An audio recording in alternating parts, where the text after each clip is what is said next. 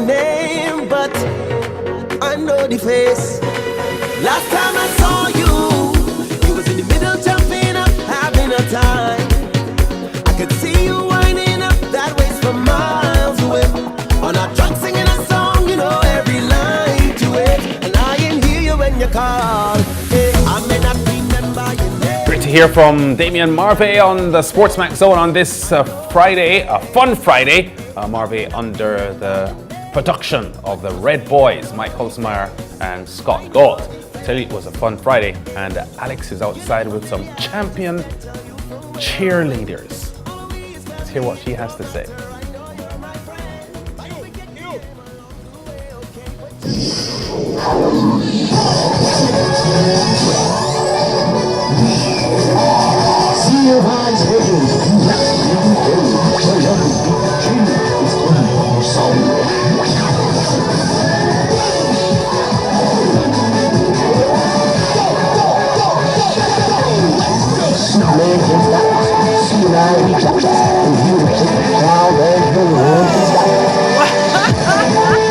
Fantastic stuff. The Caribbean Maritime Institute, CMI Spartans. This is David, the coach. First of all, David, I have to say congratulations on being world champions. Yes, we are world champions. Feel very elated. It's a wonderful experience and it's a wonderful feeling. Well, it's extraordinary. I mean, no Caribbean team has ever done it. And I understand the CMI Spartans only started in 2013. 3 years later, you're on top of the world. Right. So I took over I'm there for a year now. I'm there for the coach for the year now. And I'm telling you, last season, they are defending champion for every tertiary title in the country. And they're not the first Caribbean team to represent the country at the international level, but they're the first Caribbean team to represent the country at the university level internationally. So it's the first college team ever to compete at the World University Games. And these guys have done myself and the school and Jamaica immensely proud. Well, and the whole region for sure. Well, I mean, cheerleading is a popular sport. It's growing in popularity. People can get cheerleading scholarships to universities, etc. What is it? How do you coach a cheerleading team? Well, you have to be trained. I am a UCA staff. That means I work directly for the governing body for UCA. My training was done in America. So it's a very technical sport if you're going to get into it professionally. And you really have to know what you're doing when you're going to coach a professional cheerleading team. It's really a lot of work. Sometimes these guys leave training and they're like, sir, my back, my ankle, my head, everywhere is hurting me. And my comment is muscle is growing. Because you need certain muscle group to execute certain skills. As you can see, they're stunting against gravity. So they have to be they have to have a lot of body control in the air, body posture. It's a sport that requires power and grace at the same time. So it's a very difficult and technical sport to coach.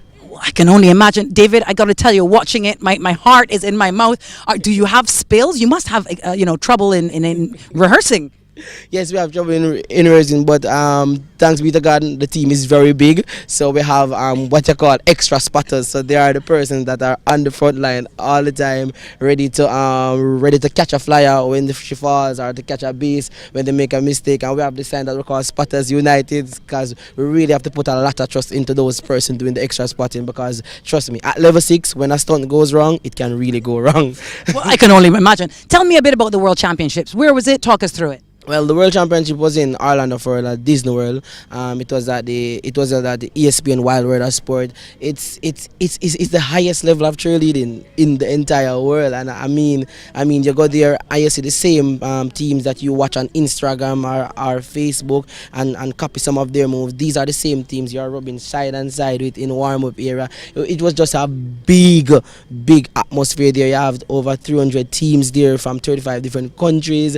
You have teams like Kentucky who have been winning their division for 38 years. When you go, it's just such a surreal feeling. You just feel goosebumps all over your body once you step into the stadium. Once you're there on the mat and you look forward, it's just little people. That's how big it is over there. You're just little people. It's like it's like the Champs Finals in Jamaica. That's how big the arena is packed. After the competition, there are fireworks. So it's a big deal. And how typical of Jamaicans to have the confidence to walk in and say, all right, we're going to run away with this.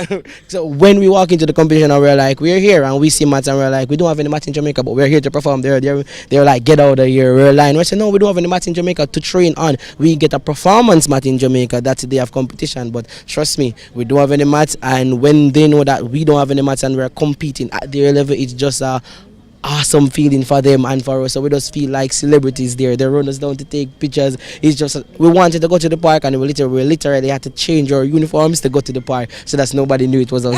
Got a little piece. Yes. Well, it was good. All right, well, congratulations, David. I think we're going to get another stunt now. Right, they're gonna do another stunt. All right, let's check it out. Clear the way.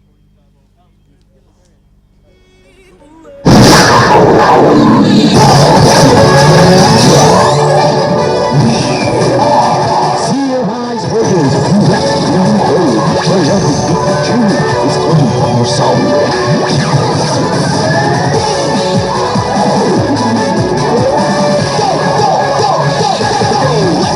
Superman can stop us. CMI reach out. And you to take the crowd and no one can stop us.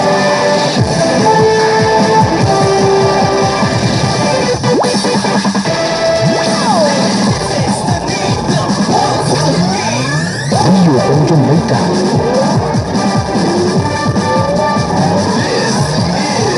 CMI Spartans.